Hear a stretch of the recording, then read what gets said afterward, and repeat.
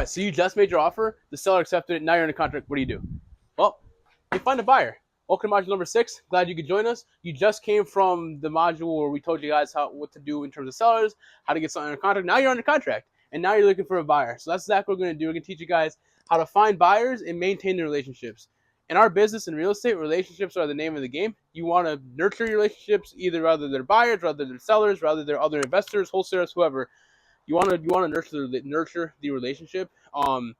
Relationships take you far in this business. This is a little tidbit. Relationships take you far. Rather you're nurturing a seller for a year. A lot of deals that we do, we've nurtured for a year or two. It sounds crazy. The longer you're in the game, the more people are going to want to work with you, and it makes it a little bit easier to get deals because you have a reputation, you're reputable, people want to work with somebody like that. So buyers are no different.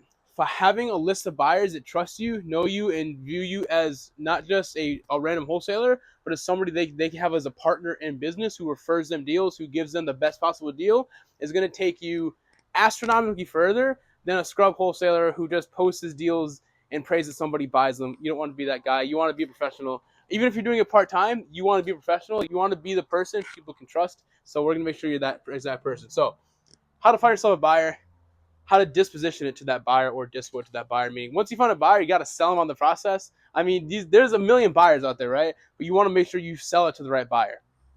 So we're going to teach you how to do that. So social media and Facebook groups are your best friend.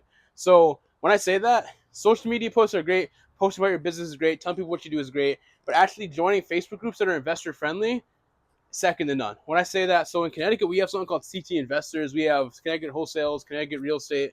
There's a million groups that you can join to find deals. Great way to get yourself started in there is, hey, listen, hey, how's it going, everybody? My name is Nick. I'm with Astra. I'm a wholesaler in X, Y, and Z counties. Just make a post like that. Be like, hey, I have some deals coming up. Drop your emails below.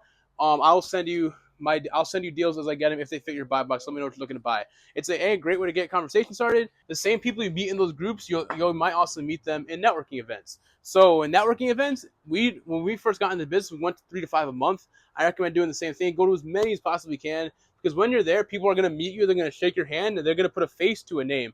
Now you're not just somebody that they see on Facebook posting deals. They know you because they met you at 123 Grill on Main Street.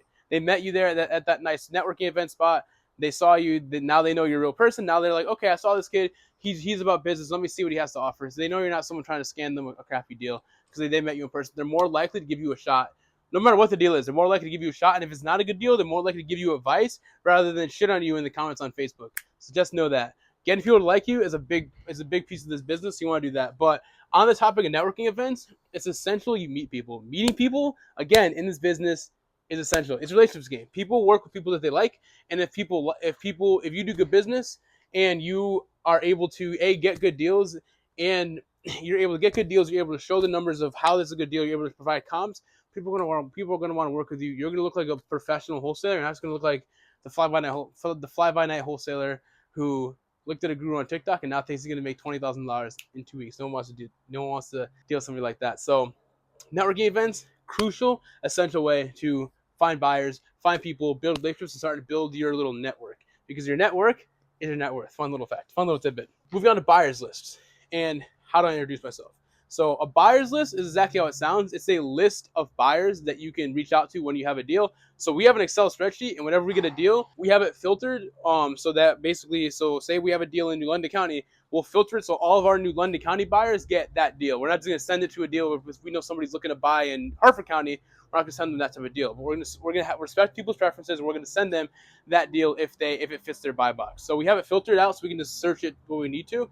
But building a buyers list, you can do this through a networking event, and obviously every email you get from Facebook, from networking events, you want to add to a buyers list, and then obviously have it distinguished with their phone number, name, phone number, email address, and where they want to buy and what their criteria is. Make sure you get that. But another cool little tidbit that you can do is you can go on PropStream, link below. Go on PropStream. You can literally sort by cash buyers, and then you could find properties in the past year or even further back that have been sold for cash.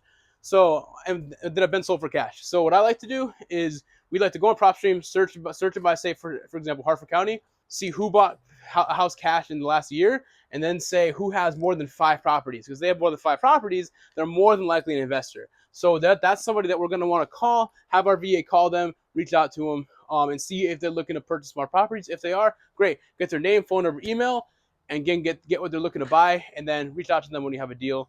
Doing that, it's hard to do by yourself. This is for somebody who, if this is for somebody who has a little bit additional money to invest, say, into a VA, a cold calling VA, who can just scrape lists for you and then call, and get these people onto a list.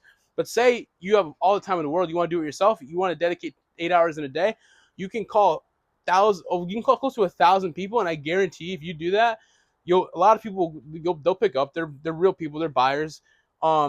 They'll pick up and they would want to be on your list because at least you're reaching out to them and thinking about them to buy their next deal. So people like that. So give that a shot. If you have a VA doing it for you, great. If not, you want to call the list yourself, do it. I recommend it.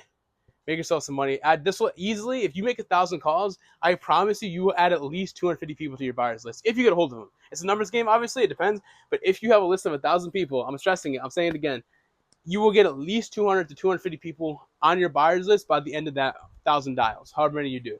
Guaranteed. They're not sellers. There's no like, you're not forcing them to sell their house. They're buyers. They bought something cash in the past year, and now their investors are going to want to buy something else. They're going to want to be on your email list. Give them a shot. I promise you, you will see your email list from 0 to 300-400 if you follow these couple steps. You can do this in a week. You can have a buyer's list from 0 to close to 500 people in a week if you follow these steps. So now you know how to find a buyer. You're good to go. You're feeling confident, right? Great. How to dispo your deal to that buyer. So you have hundreds of buyers you're going to send an email to, right? How do you put it together so that way people want to actually work with you? People open their emails, and if they just see you have a deal on 123 Main Street but no other information, they're gonna be like, "Oh, I'll look into this later." They're not gonna look into it later.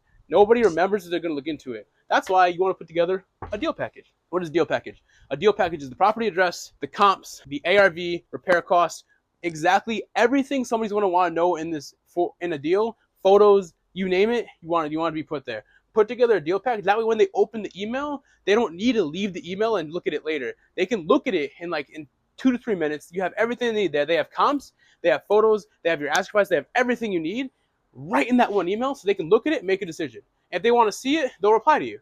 Or if they want to see it, they'll make a note and they'll reach out to you. They'll call you. If they know you personally, they'll reach out to you. They'll figure out a way to see it. But having a well put together deal package is essential to making yourself look like a professional wholesaler, a professional real estate investor, and not just a scrub someone just trying to get a deal off his plate or her plate.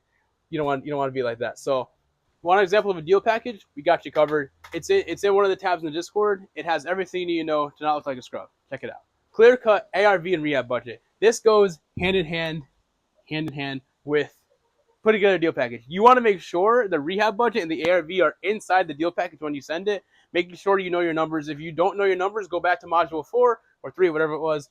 Look at it. Make sure you have all your ducks in a row. Make sure you know how to calculate ARV, and make sure you know how to calculate a rehab budget. That way, your investor or your buyer knows everything they need to know about the property before they can make a decision if they want to go see it or not. That way, you're not wasting your time, you're not wasting their time, and most importantly, you're not wasting your seller's time.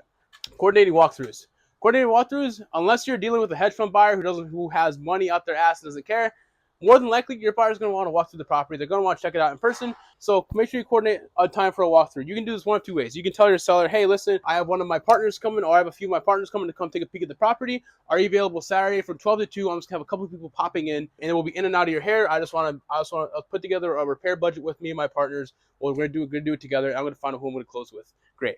So that's a good way to do it. Or if you want to make it even simpler, "Hey, Mrs. Smith, I have a couple of my contractors coming in between 10 to 12 on Saturday. Does that work for you? We're just going to take a peek. We're going to put together a repair budget. And we're going to get this deal closed for you." Simple as that. If it's a good deal, I promise you're going to have at least 5 to 10 people walking through this, and one of them is going to make an offer. So just do that, and you don't want to keep going in and out of the property. You don't want to have like a week of showings. Ideally, you want to do one day, a 2 to 3 hour gap of showings. Just get everybody you want to get in and get them out, and that way your seller is not even going to think about it. They're not going to be like, "Oh, what's going on? It's kind of weird. They keep walking through my house." No, you want to have them go in, and then you want to have them go out, and you won't want anybody else walking the property until the day of closing. So the whole goal is make your seller comfortable and make sure you get enough people in there to make yourself in the best position possible to get an offer. If you don't get off on the first day, no sweat. You can say, "Hey, I need one more day. I want to do my due diligence. I want to get a couple more quotes from contractors." That's fine, but make sure you're not dragging it out. The seller, you don't want to waste their time. It makes you look bad. It's not good business. Ensure a smooth transaction. So once you find your buyer, you want to make sure it goes well. A lot of wholesalers, they'll find a buyer, they'll get them under contract, the assignment will be signed, and then they're done, cut. They don't do anything until closing. They expect it to close and get a wire in their account. That's all well and fine. That might happen. It could happen. Some if people who know what they're doing, great. Once the assignment's signed, you're hands off. You're done. You deal with the seller, obviously, but if the chance of something falling through with your buyer, if you have an experienced buyer, slim. Make sure you transaction manage, people, because you want to be part of it. You want to be included in the updates, emails. You want to be included in talking with the attorneys or the not transaction coordinator, the title company, the escrow account, the escrow company, anything. You want to be included in this. That way, you don't miss an update, and your seller is fully in the loop, and you're fully in the loop. So you know if you're going to get paid on June 10th, and there's to make sure you're going to get paid on June 10th, and there's not a delay that you didn't know about until June 21st. So make sure you're always in the loop. Make sure you keep yourself knowledgeable and a part of the transaction.